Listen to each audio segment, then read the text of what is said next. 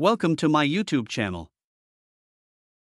Let's start to set up Gryphon Guardian Parental Control Mesh Wi-Fi router device. First, download the Gryphon Connect app from the App Store or Play Store. Open the Gryphon Connect app and create an account.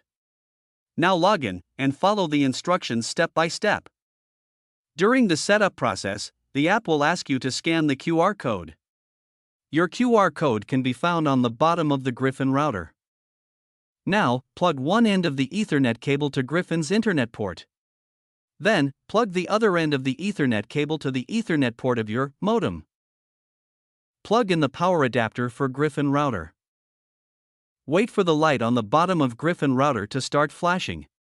Now, pair the router with Gryphon Connect app. Now, connect with the Gryphon network. Set the SSID and Wi-Fi password. Click Done and you can start using the app to manage your Gryphon network. Setup process is completed. If you need advanced assistance, then you can reach us.